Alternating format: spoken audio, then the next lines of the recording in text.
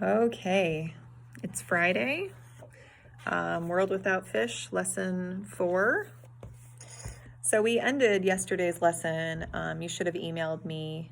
The question was, what did we learn about fishing from the graphic novel, and how does Mark Kurlansky introduce the idea of fish depletion?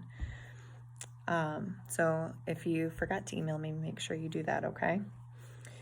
So we're going to get more into this text today. And what I want you to do is open to chapter 1. We're actually in real numbers now. So chapter 1 starts here. And we're going to dig in and get the gist of this. And make sure you have your sticky notes out.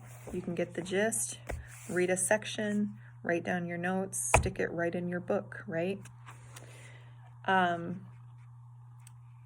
So before you really get into that, one thing I just want to point out for chapter 1, it says, being a short exposition about what could happen and how it would happen. So focus on the words could and would. Does that mean it will definitely happen? It could happen, right? It doesn't mean it definitely can.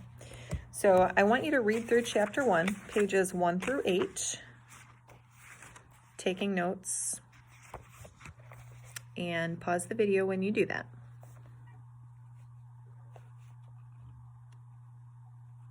Okay, so the reason that we do that, the reason that we get the gist is it's so important to summarize smaller chunks of text. So make sure you're doing your sticky notes and writing your notes down and sticking them on the pages.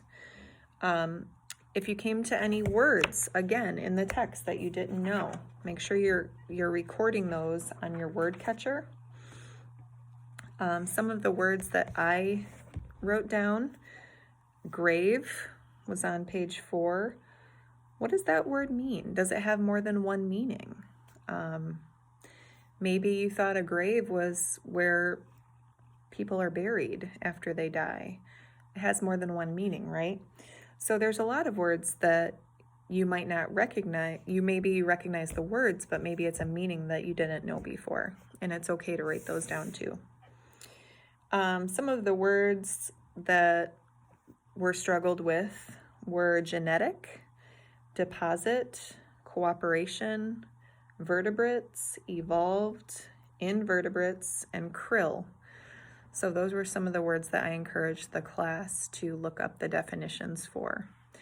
So make sure you're doing that on your own and recording them in your word catcher. So after you've read 1 through 8 and you've read it really carefully, and again, you might have to read it several times to understand, we're going to actually jump to page 17.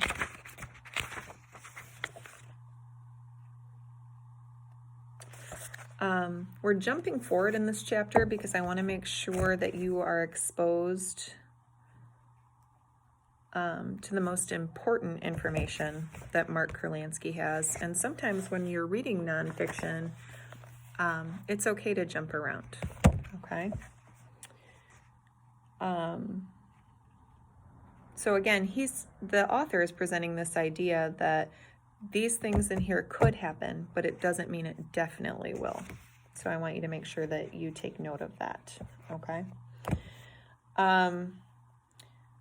When you read pages 1 through 8, make sure that you completed both sides of your text-dependent questions. Again, make sure that when you're writing your answers, they're quality answers, they're written in complete sentences, double-checking your capitals, your punctuation, and then the most important thing to me is you have to make sure you use evidence from your text. So page numbers, where did you find that information? Make sure those are written down here. After you've completed that, you should have an ocean food web that looks like this. So I just want you to notice like the bottom, the middle, the surface levels of the ocean.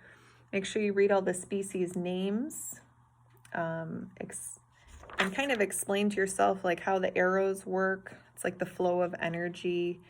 It shows the prey going to the predator. So how does this food web connect to what you were reading today? And what would happen if this species disappears? It's kind of what we're going to be talking about, right? So think about that. What would happen if one species or multiple species disappear? So what I want you to do for that on the back of your food web, how does this, I want you to answer on the back of here. How does this food web connect to what you've been reading today? That's question number 1.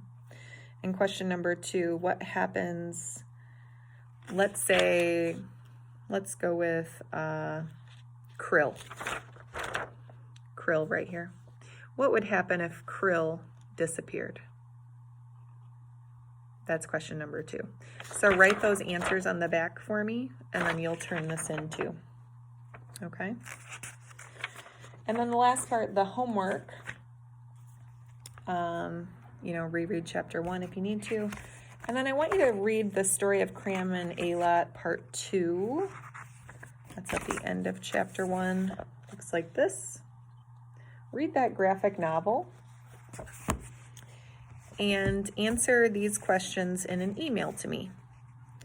What do we learn about fishing from the graphic novel?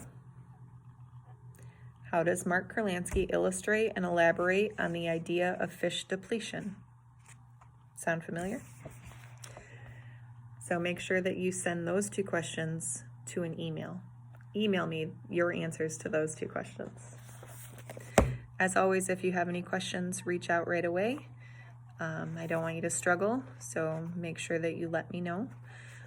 This was just an overview. You obviously have to put in all the work at home by doing all the reading and answering all the questions, okay?